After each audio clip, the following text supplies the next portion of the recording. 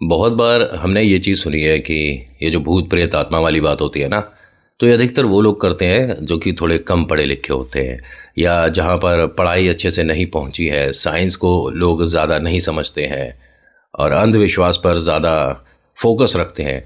भूत प्रेत का अधिकतर उधर ही सुनने में आता है। लेकिन सोच के देखिए, बहुत बड़ी कंपनी जिसकी गाड़ियाँ इतनी महंगी आती है कि जो साधारण मिडिल क्लास फैमिली है वो सोच भी नहीं सकती।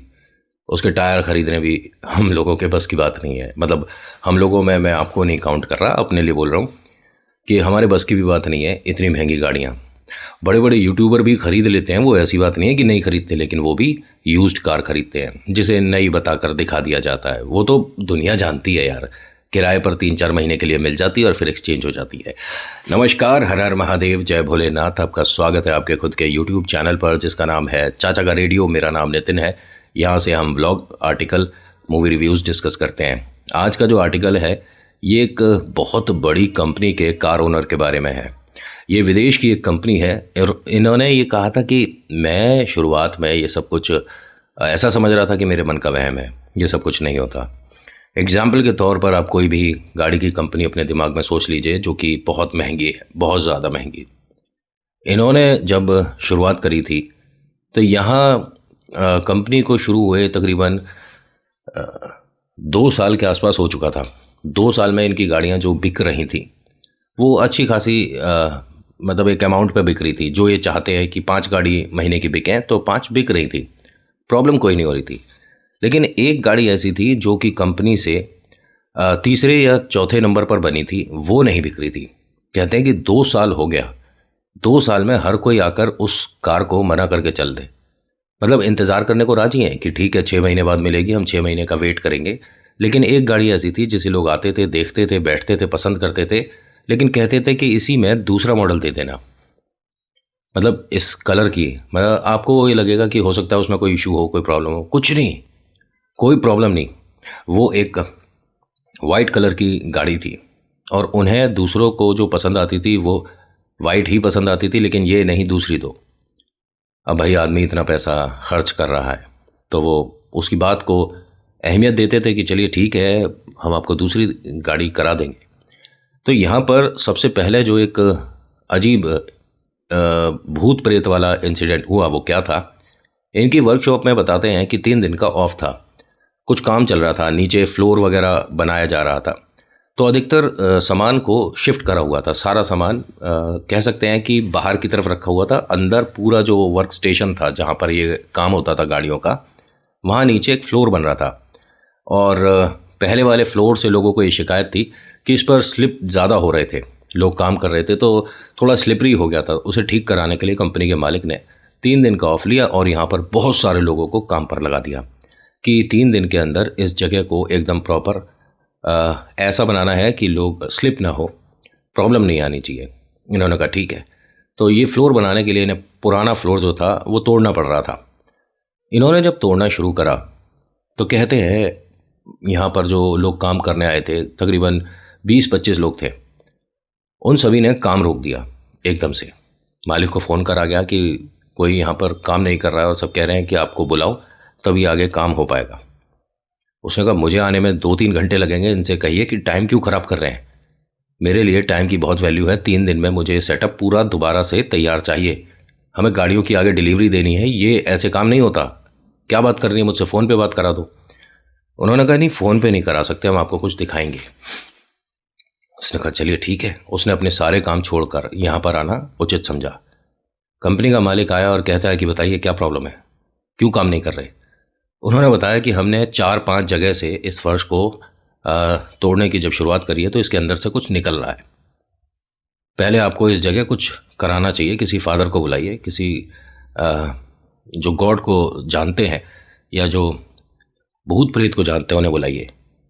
कह रहे भूत प्रेत का क्या मतलब है, जगह पुरानी है, हो सकता है कि यहाँ पर कुछ अवशेष हो। यहाँ क्या दिख रहा था, या जो अवशेष होते हैं, हड्डियाँ, वो निकल रही थी हर जगह से। जहाँ से भी खोदते हैं वहाँ से ऐसा लगता है कि ना जाने यहाँ पर ही दफनाया था। इसने इन सभी के बहुत बार सवालों को मनगढ़ंत है, ऐसा कुछ नहीं होता, करने की कोशिश करी लेकिन कोई भी राज़ी नहीं हुआ। कि जब तक कोई फादर यहाँ पर नहीं आते हम नहीं करेंगे काम, क्योंकि हमने सुना है कि ऐसी जगह पर छेड़खानी नहीं करनी चाहिए जहाँ पर इस तरह का कुछ मिल जाए। इस आदमी ने कहा कि पूरे वर्ल्ड में ऐसी कोई जगह नहीं होती जो कि एकदम साफ़ सुथरी हो, क्या मैं इस छोटी मोटी बेवकूफ़ी की वजह से अपना सेटअप बदल दूँ? कह रहे नहीं जी, लेकिन एक बार आपको किसी भी चर्च के फादर को बुलाने में क्या प्रॉब्लम है? उसका ठीक है, अगर ऐसी बात है तो आपके इस गलत फहमी को मैं दूर करवाता हूँ। पास में एक चर्च था, वहाँ से फादर को रिक्वेस्ट करा गया कि प्लीज़ एक बार आइए, मैं अपनी जगह को दोबारा से अच्छे सेटअप पे तैयार करवा रहा हूँ, लेकिन ये लोग किसी डर की वजह से ये काम आगे नहीं कर रहे। फादर आते हैं तो फादर के आते के साथ ही वो हाथ जोड़कर कहता है कि कोई भी बात हो बस आप ये बोल दीजिएगा, ऐसा कुछ नहीं होता, सब कुछ ठीक है, मेरा काम रुका हुआ है। फादर ने कहा कि फिर मुझे क्यों बुलाया था? जो सच है मैं तो वो बोलूँगा। उन्होंने कहा फादर, अगर आपने ये कह दिया कि यहाँ कुछ भूत प्रेत आत्मा वाला है तो कोई काम नहीं करेगा, मेरा बहुत नुकसान हो जाएगा। मैं अपनी इस बड़ी फर्म को, बड़ी फैक्ट्री को, कोई छोटी मोटी जगह पे नहीं है ये, इसे लेकर कहाँ जाऊँगा? जैसे तैसे तो मुझे अब एक बूस्ट मिला था काम करने का। फादर ने कहा सॉरी, अगर यही काम करना है तो आप किसी को, बहरूपिये को बुला लीजिए और उसे फादर का चोला पहनाकर बता दीजिए। उसने कहा कि ठीक है, अगर आप ऐसा ही चाहते हैं तो फिर आप जाइए। जब ये यहाँ से जा रहे थे तो लोगों ने कहा कि अरे फादर को आपने वो जगह क्यों नहीं चेक कराई? तो इन्होंने कहा कि नहीं, ये फादर कह रहे हैं कि मैं वो चीज़ें नहीं जानता, मैं किसी दूसरे को भेजूंगा। अच्छा ठीक है, ये सब इस गलत फहमी में आ गए कि ये जो बोल रहा है सच बोल रहा है, जबकि फादर ने बहुत अच्छा काम किया, मैं बोलूँगा तो सच, अदरवाइज़ मैं ये मन से बनाकर कुछ भी नहीं बोलूँगा। इन्होंने अपने एक दोस्त को तैयार किया, उसे फादर के कपड़े पहनाए, एक तरीके से बहरूपिया तैयार हुआ। वो आता है, देखने के बाद उसका और उसके फ्रेंड का ये तय हुआ था कि बस ये बोलना है कि यहाँ कुछ नहीं होता, ये सब बेकार की बातें हैं, आप इन सभी हड्डियों को एक साइड करिए, कहीं और दफना दीजिएगा और अपना काम करिए। उसे ये बोलना था। यारी दोस्ती में हो रही थी तो बात काम खर्चा पैसा नहीं था इसमें। आया वो आदमी, उसने सब जगह चेक करा, जो फादर बन के आया था, लेकिन उसे कहा था कि झूठ बोलना है। इसने सच बोलना शुरू कर दिया। यहाँ पर इसने नाम बताने शुरू कर दिए कि यहाँ पर जॉर्ज को दफनाया गया था, इतने तारीख थी, वो आज भी यहाँ है, ये स्मिता है, ये हैरी है। अरे सबके नाम बताने शुरू कर दिए इस आदमी ने। उसका दोस्त आया कि एक मिनट फादर, आप ये सब क्या बेकार की बातें कर रहे हो? और आपको ये पूछा है हमने कि यहाँ कर सकते हैं या नहीं कर सकते हैं, आप ये बताइए। हाँ, लेकिन आपको इसके लिए इन सभी को एक कहते हैं ना, जैसे हमारे यहाँ की मुक्ति के लिए इनके लिए आपको कुछ करना पड़ेगा। उसने कहा मेरे पास कोई फालतू टाइम नहीं है, इन्हें बताइए कि सबको इकट्ठा करके कहाँ फेंका जाए। तो इस आदमी ने हंसकर ये बोला कि ये सब तो एक जगह पहले ही इकट्ठे हो चुके हैं। इसने कहा अच्छा, कहाँ इकट्ठे हो चुके हैं? तो बताया गया कि वो जो तुम्हारी पहली या चौथी जो भी गाड़ी थी उसमें, जो कि बिक नहीं रही थी। इसने अपने दोस्त को धीरे से आकर कहा कि वो तो तुझे भी पता है कि गाड़ी नहीं बिक रही है, इसलिए तूने ये ड्रामेबाजी कर दी। इसने जो फादर बना हुआ था उनकी तरफ देखकर बोलता है कि मैं तेरा दोस्त हूं ही नहीं, मैं जो बता रहा हूं मेरी बात सुन। उसने अपना नाम ही अलग बता दिया। इसके दोस्त का नाम कुछ जेरी था या क्या था, लेकिन उसने नाम अपना कुछ और बोला कि मैं वो हूँ, उसके माध्यम से बात कर रहा हूँ। और अगर विश्वास नहीं होता तो एक अपनी उस गाड़ी का राउंड लगा कर देख लेना, पता पड़ जाएगा कि उसमें कौन कौन है। इसने कहा कि एक काम करिए, जिसको यहाँ काम करना करिए, मैं 3 गुने पैसे दूंगा, और जिसे नहीं करना वो अभी निकलो। पैसे की बात आती है तो भूत प्रेत की वैल्यू थोड़ी कम हो जाती है। यहाँ पर सिर्फ 3-4 लोग थे जिन्होंने मना करा, बाकी लोग काम पर लग गए। ये सारी जो भी इसमें से निकली, कुछ चीज़ें और भी निकली थी, कुछ खिलौने निकले इसके अंदर से। ये भी कह सकता हूँ कि ना जाने कौन सी जगह पर इन्होंने फैक्ट्री की शुरुआत कर दी, या इन्हें जो ज़मीन मिली थी उस टाइम वो प्लेन थी, उस पर कुछ भी नहीं था। ये सब कुछ बाद में आया, लेकिन बाद में ज़मीन के अंदर ऐसे कोई चीज़ें थोड़ी ना आ जाएंगी। कोई नीचे समुद्र थोड़ी ना बह रहा है कि चीज़ें पानी के फ्लो में आ गई इधर तक, ऐसा कुछ भी नहीं था। लेकिन आई कैसे ये कुछ नहीं पता। पूरी जगह अच्छे से इन्होंने मतलब तुड़वा ली। अगला दिन हुआ, अगले दिन उस जगह सीमेंट वगैरह करके इन्होंने टाइल या जो भी इन्हें लगाना था लगाना शुरू कर दिया। रात हो गई। अब अगले दिन फाइनल होना था, उसको थोड़ा सा मतलब एक तरह से आखिरी टचअप जो दिया जाता है वो करना था। रात की बात थी। इस आदमी को थोड़ा खाने पीने का शौक़ था। ये अपने होशो हवास में उस टाइम नहीं था। ड्राइवर से बोलता है कि वो वाली गाड़ी की चाबी लाओ। उसने कहा लेकिन सर वो गाड़ी तो अनलकी है, आप उसे क्यों चलाओगे? उसने कहा बस मेरे को यही देखना है कि क्यों है, गाड़ी की चाबी लाओ। वो गाड़ी की चाबी लेकर आया। इस बड़ी कंपनी का बड़ा मालिक, जिसे ड्राइविंग अच्छे से आती थी, उस गाड़ी में बैठने के बाद कहता है कि मैं एक ऐसे कमरे में बैठ गया जिसमें चारों तरफ मुझे कुछ दिख ही नहीं रहा था। ये अंदर छटपटाने लग गया गाड़ी का दरवाज़ा बंद करते ही, अभी चाबी भी नहीं लगी थी। जब ये छटपटा रहा था तो इसका ड्राइवर बाहर से इसे देख रहा था कि इनको ये क्या हुआ, क्योंकि शीशे एकदम वाइट प्योर साफ आर पार देखने वाले थे। कुछ और लोगों ने भी देखा कि सर की शायद तबीयत खराब हुई है, एक मिनट दरवाज़ा खोलो, इन्हें बाहर निकालो। जैसे ही दरवाज़ा खोला तो उन्हें ऐसा लगा कि मैं एक ऐसे कुएं में था जिसको ऊपर से किसी ने बंद कर दिया था और एकदम से किसी ने अब रोशनी को आने दिया। सांस में सांस आई, बाहर आए, कहते कि अभी तुमने क्या इसके ऊपर गाड़ी पे कवर डाल दिया था? उसने कहा गाड़ी पे कवर क्यों, जब आप इसे लेकर जा रहे हो तो हम क्यों रखेंगे कवर? इसे ये बात समझ नहीं आ रही कि ये हुआ क्या था अभी। कहता है कि मैं दोबारा से गाड़ी में बैठता हूँ और मुझ पर ध्यान रखना, क्या मैं तुम्हें एकदम साफ दिख रहा था? उसने कहा हाँ बिल्कुल साफ दिख रहे थे। आपको अंदर से क्या दिख रहा था? कह रहा नहीं, हो सकता मेरे मन का वहम हो, आज ज़्यादा मैंने खाना या अपना पीना कर लिया है शायद। गाड़ी में बैठता है तो इस वक्त इसे सब लोग दिख रहे हैं, नॉर्मल है कि जैसे हम गाड़ी में बैठते हैं सबको इशारा करता है, एक थम्स अप करता है कि मैं अब गाड़ी लेकर चल रहा हूँ। अपने शोरूम से बाहर गाड़ी निकालते हैं और चल देते हैं। इनके आसपास की लोकेशन बहुत खूबसूरत थी, दोनों तरफ पेड़, बहुत सुंदर, देखने लायक। ये गाड़ी में बैठे बैठे बोलते हैं कि लोगों के बातों का कोई मतलब नहीं बनता, कुछ भी बकवास करता है। और वो जो मेरा दोस्त फादर बन के आया था, उससे तो आज के बाद मैं बात ही नहीं करूंगा, ना जाने क्या क्या बोले जा रहा था। और इन्हें पता नहीं कि उस दोस्त की तबीयत उस दिन के बाद से बिगड़ गई थी। 11-12 दिन तक वो एक ऐसे पवित्र आत्मा की चपेट में रहा था जो कि ना जाने कितने लोगों को क्या क्या बता चुका था। कुछ दिन और रहता तो लोग इसे भगवान मान लेते कि भाई साहब ये आने वाले टाइम को भी बता रहा है, जिसके साथ जो बीता है वो बता रहा है। एक इतनी प्रॉपर नॉलेज रखने वाला एकदम साधारण आदमी भाई साहब एस्ट्रोलॉजर कैसे बन गया? लेकिन सिर्फ 11 दिन ये रहा था और ये 11 दिन तक बेड से जैसे तैसे करके उठकर चल पाता था। लेकिन जब इस पे से वो आत्मा हटी तो ये नॉर्मल हो गया। खैर इसकी बात को तो अभी साइड करें।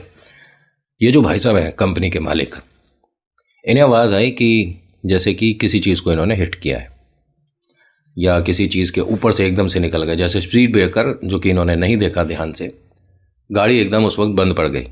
गाड़ी से बाहर उतरते हैं, चारों तरफ देखते हैं क्या हुआ था। ये 2-4 कदम आगे जाकर देखते हैं, वहाँ कोई स्पीड ब्रेकर नहीं है। पलट कर देखते हैं तो गाड़ी नहीं है।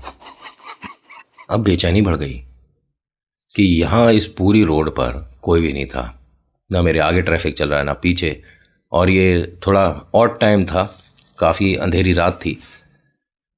ये अपनी गाड़ी को ढूंढने के लिए 2 कदम आगे 2 कदम पीछे, कभी दाएं कभी बाएं, ऐसे परेशान से होने लगे। तो इन्हें दूर कोहरे में अपनी गाड़ी खड़ी दिख गई। चिल्लाकर बोलते हैं कि ये जो तुम मूर्खता कर रहे हो ना, अभी मैंने पुलिस को बुलाया तो सब अंदर हो जाओगे। वहां पे 5-6 लोग खड़े थे। ये जैसे जैसे उनके पास आया, इसे जो गाड़ी है वो थोड़ी थोड़ी ऐसा लग रहा था कि कोहरे में अंदर जाती जा रही है। वो लोग उस गाड़ी को धक्का लगाकर आगे कर रहे हैं।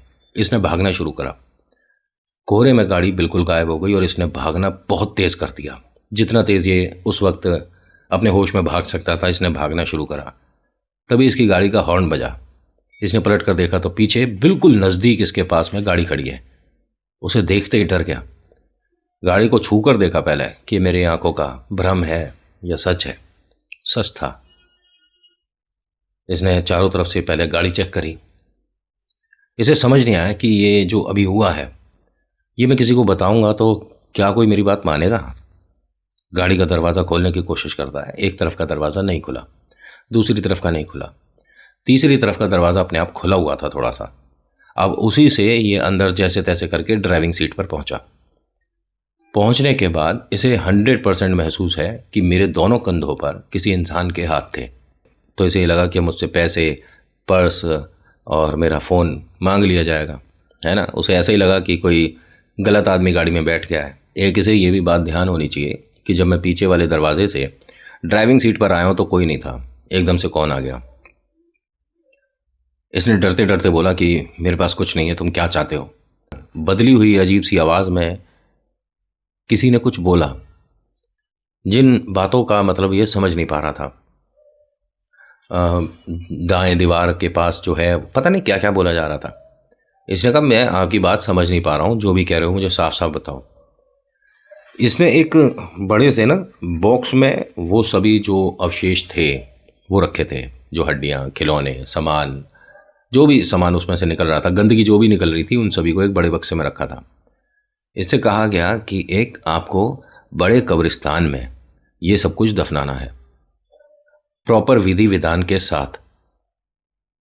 इसने कहा लेकिन मेरे को परमिशन नहीं मिलेगी, क्योंकि वो कब्रिस्तान जो इंसान चले गए उनके लिए होता है, ये बक्से दबाने के लिए नहीं होता। उन्होंने कहा परमिशन लीजिए, आपको परमिशन मिल जाएगी, ऐसा कुछ बोला, और हम सब की मुक्ति तभी होगी।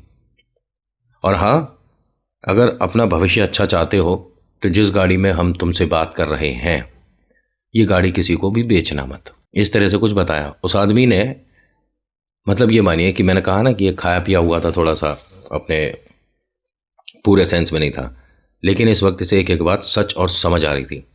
यहाँ से इसने गाड़ी को घुमाया और सीधा पहुँचा अपने वर्क स्टेशन पर। वो बॉक्स कहाँ है? कह रहे सर आपने कहा था ना कि उसे कहीं खोल के फैला देंगे, मतलब जहाँ पर कूड़ा जहाँ से जाता है। कहता नहीं, ऐसा कुछ भी नहीं है, उसे ट्रक को वापस बुलाओ। ट्रक वाले को फ़ोन किया गया, वो वापस आया। उससे कहा कि अब आपको इसे लेकर एक कब्रिस्तान चलना होगा। कह रहे कब्रिस्तान में इसका क्या मतलब है? कह रहे लोगों के अवशेष हैं और इन्हें मुक्ति के लिए हमें ये काम करना है। आपको यकीन नहीं होगा, जो कि उस जगह के केयरटेकर थे ना कब्रिस्तान के, उन्होंने इन्हें देखते ही बोला कि बहुत देर कर दी आपने लाने में, क्योंकि मुझे तो बहुत पहले से पता चल चुका था कि ये सब वापस आएंगे और इनकी मुक्ति यहीं से होगी। आपको कैसे पता? ये आदमी ने बस एक बात बोली और फिर कोई सवाल नहीं करा। ये जो कंपनी के मालिक हैं उन्होंने, इसने कहा कि तुम्हारी गाड़ी में तुम्हारे पीछे जो था वो पहले यहाँ पर भी आया था, मुझे सब कुछ बता कर गया है कि तुम सब जल्द इधर आने वाले हो। इसने कोई सवाल नहीं किया। फिर उनसे एक जगह इन्हें दी गई कब्रिस्तान में, प्रॉपर जो अपनी तरफ से बोलूँ तो पूजा पाठ जो होता है इनका, जो पढ़ा जाता है वो पढ़ा गया। उसके बाद इन्हें एक बार सपने में आया कि इनकी गाड़ी, ये जो जिसमें बैठे थे, जो कि मनूस है, इसको कोई फैमिली खरीद रही है और बाहर निकलते ही दुर्घटना। दोबारा सपना आया, किसी और ने खरीदा, उसके साथ दुर्घटना।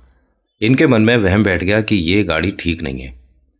उस गाड़ी का अंजर पंजर खुलवा दिया इन्होंने अगले दिन, बिल्कुल से एक भी चीज़, मतलब ऐसा नहीं कि अब वो दी जाएगी किसी को, कुछ नहीं, सब कुछ हटा दिया उन्होंने। इंजन, टायर, बॉडी, सब कुछ अलग कर दिया और एक स्टोर रूम में इस गाड़ी के सारे सामान को पैक करवा दिया। चारों तरफ से उसको सीमेंट करके दीवार करवा दी और बिल्कुल से उसे अपने स्टोर में एक ऐसी जगह बना दी कि जहाँ ना कोई पहुँच सकता, ना उससे कोई मतलब। कहते हैं कि उसके तुरंत बाद से इनकी आमदनी ज़बरदस्त बढ़ गई। इनकी गाड़ी अगर पहले 2 रुपए की थी और फिर इन्होंने 20 की कर दी, तो वो 20 की भी बिक रही है। और आज तक का रिकॉर्ड है कि वर्ल्ड में जो नंबर 10 कार हैं उनमें इनकी गाड़ी हमेशा रहती है, कभी दूसरे नंबर पर, कभी तीसरे नंबर पर। इतनी बड़ी कंपनी के मालिक और अंधविश्वास ना। अब फिलहाल इनके जो जनरेशन है उसमें इनके पोते संभालते हैं शायद ये गाड़ियों का अब काम धाम। आज के आर्टिकल में इतना ही है। कैसा लगा बताना ज़रूर। अच्छा लगा तो प्लीज़ लाइक करिए, शेयर करिए, कमेंट में लिखिएगा जय श्री श्याम, आपका नाम, आपकी जगह, कहाँ से वीडियो देख रहे हो बताना ज़रूर। किसी भी बात पर यकीन करना नहीं करना आपके ऊपर डिपेंड करता है, बट एक बात 100% ध्यान करिए, ईश्वर चमत्कार करते हैं और कोई नहीं। So thank you so much for watching. मेरा नाम नितिन है। मुलाकात करूँगा आपसे एक अगली वीडियो में। हर हर महादेव, जय भोलेनाथ, धन्यवाद।